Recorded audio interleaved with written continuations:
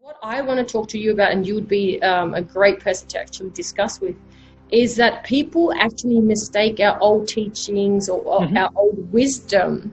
Mm-hmm. And I find that a lot of the times when I talk about parenting, and I'm coming from a place where I completely believe in authentic parenting, okay? Mm-hmm. And so when I'm coming from that place, a lot of people will come at me by saying, no, but the elders are right. You should listen to what the elders have to say. You shouldn't. Mm-hmm. And it's like me trying to explain to them that, age is not actually, something that proves that you're wiser than a 5-year-old. I've learned a lot from my son who's 5, Sure. and there's things that can challenge an elder person, but it's like here to break through that boundary so that we can be open, so that how do we open up that elder generation to honestly just be open to understanding that there are different ways, that we should all be learning in life. We should all be focusing on raising empowered families. We shouldn't have hierarchy in the house. We should have leaderships. Correct. And Correct. some people are good at leading in this, let them take Absolutely. the charge. And some people are good at leading in that thing, let them take the charge. Correct. I feel threatened, just because someone maybe is bringing home the money, that doesn't make a leader, because someone else is also raising the kids, Correct. So leadership should be a joint thing. So how do you implement that sort of thinking in regards to people who think they have misunderstood our old texts, and I think they think that no, you should just listen to what you're told. Yes. You should just listen to what the grown-ups are saying. How do you sort of overcome that aspect? Correct. So, like we were talking about yesterday, in our conversation, Yes. that in our epics and in our ancient texts, there has always been the liberty to speak up. Correct? Now, the question is, should we be challenging an elder person? Isn't it? Yes. My question is, should we be challenging someone who's not doing it right? Rather, take the elder or the younger out. Yes. It's not about elder, younger, or equals. It's Absolutely. about should we be challenging something that's not right? Should we be challenging something that's not healthy for the ecosystem? Should we be challenging something that is having a wrong impact on the family or the world at large? Should we be challenging something that is not for the well-being of the person whom we are challenging? Absolutely. And in every question that I've asked, the answer most thoughtful people will give is, yes, we should. Correct. Now, once the question is, should we be challenging a person who is ABC? Should we be challenging a person who's not doing it right? ABC, all of these things. Then replace that question with, should we be challenging an elder who is not doing it right? Should we be challenging an elder who's not having that impact? Should we be challenging an elder who's not concerned about his well-being and doing things in a rigid, non-flexible way? And the answer would be yes. It's not a question of elder, younger, or equal. We will definitely do it with great sensitivity.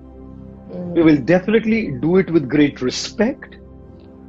But it must be done regardless of who the person is. Wrong is wrong if everybody is doing it. Right is right even if nobody is doing it. Yeah. Right. Correct. You can't change right and wrong just because someone's doing or someone's not doing. Correct? So from our epics, from our histories, here we have these principles that we can be assertive, not arrogant. We can be respectful, yet communicate our points with sensitivity.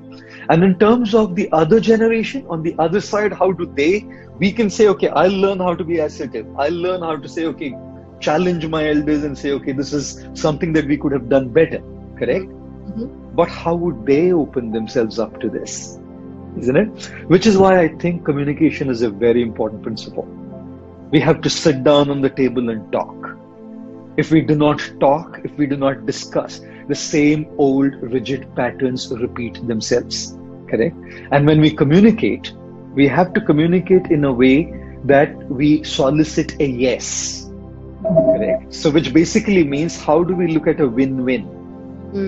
How do we look at a win-win? How do we say that, okay, your interests are taken care of and our interests are taken care of, In fact, it's not your or mine, it's our interests Ours. are taken care of Yes. as a family, you know. So when we talk to elders, or for that matter to anybody, three things need to be remembered at all times in our communication. You know, number one is, do we have the right motive? And the right motive is not to be holier than thou. Yes. Right motive is not to be, you know, aggressive, assertive, but not aggressive. The right motive is to benefit the larger family and not just, you know, okay, I believe, so I want it done. Yes. It's not I Yes. believe, it's we should believe, correct? Yes. So we should have the right motive. Number two, we should know the right way to do it. Often it's not what is said, but how it is said that makes a lot of difference.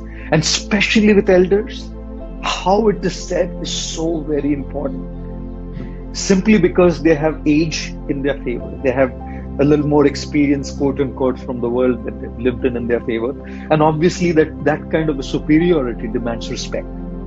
So how do we present it is very crucial. That will open their minds up rather than closing them up. And number three is it the right timing? When do we speak it?